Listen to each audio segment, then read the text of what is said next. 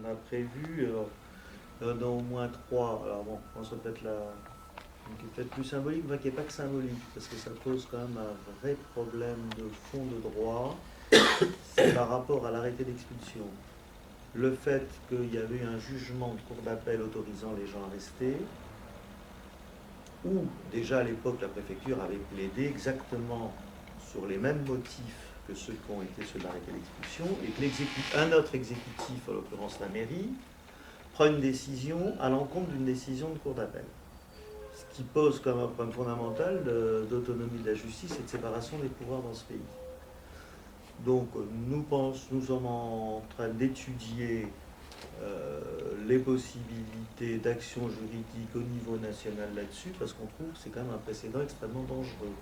Parce que ça veut dire que n'importe quel pouvoir public, État, collectivité locale, débouté d'une action par la justice, pourrait se faire justice lui-même pour ne pas respecter les décisions prises.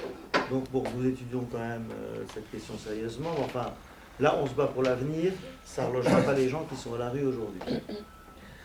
La deuxième chose, alors on avait prévu de le faire, on va un peu le modifier, on devait envoyer le 2 juillet, elle devait partir, une lettre aux 3 nouveaux députés de Dijon, pour les alerter sur, pour vous dire, l'aberration d'un système où les gens, au bout du compte, se retrouvent sans plus rien, c'est les manques de logement, etc. Donc on a un petit peu modifié le courrier du fait des événements, mais donc on veut saisir les députés sur cette question, parce qu'on sent vraiment qu'il y a des choses qui relèvent de décisions d'orientation de politique nationale qui aboutissent à ces situations.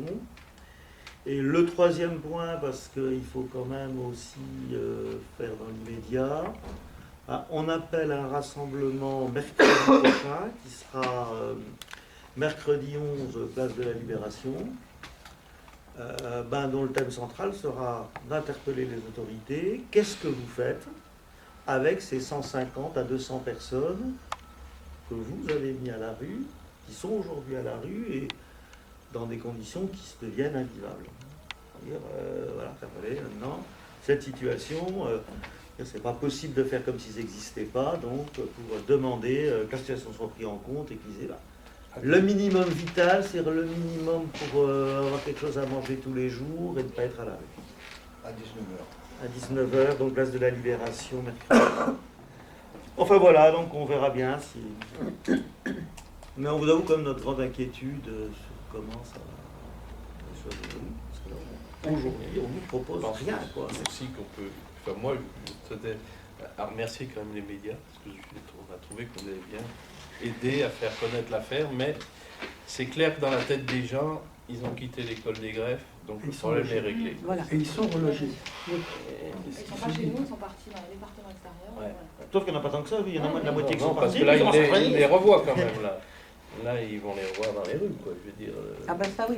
Place Wilson, il y a du monde déjà, quoi. Oui, il y a Place Wilson, il y a le Square d'Arcy, Square d'Arcy, oui. il y a qui traînent. Avant, Parking ils avaient un Sainte-Anne lieu. aussi, il y a- On a fait une grosse collaboration, et là on peut dire qu'ils ont joué comme un rôle remarquable avec la Banque Alimentaire. Ah oui. Le secours oui. populaire. Secours Ce populaire. coup-là, qui ont fait quand même un gros travail qui permettait que les gens mangent tous les jours. Quoi. Et à chaque fois qu'on allait les enfin, voir, spontanément, ils me chargeaient moi de ma voiture. Ah oui, non, là-dessus, on peut dire que la Banque Alimentaire et le Ah Secours oui, non, populaire ils ont été Ouais, très, ils ont- très ont joué joué un rôle remarquable. Ils ont accepté Mais tout de suite de on signer voit même une plus aujourd'hui comment concrètement on pourra le faire. Quoi, hein. Ah ben non.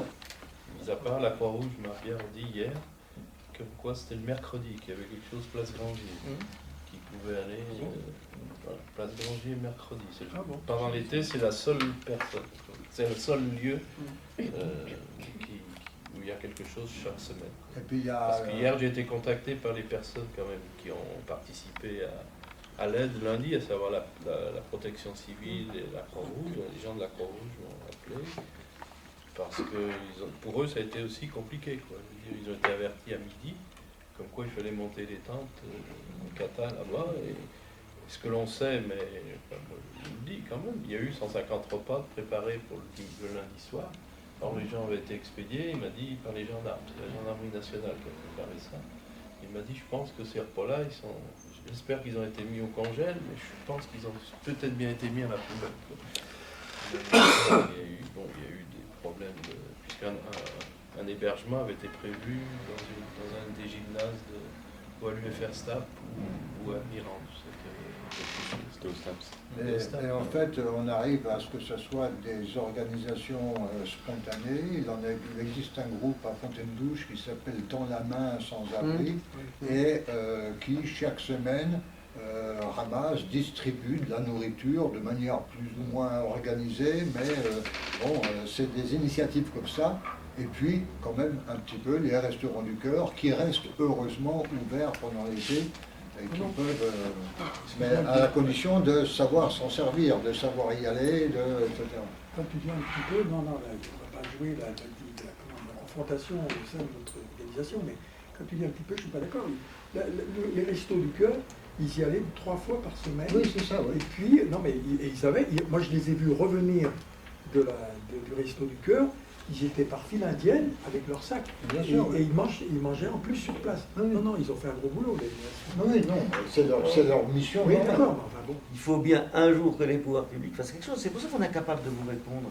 Et quand on voit le représentant officiel du préfet hier soir, extrêmement gêné, nous dire, mais c'était pas de la provocation, parce que c'était tout à fait sincère de sa part, qu'il avait rien à nous dire, qu'il pouvait rien dans ma faire. boîte à outils.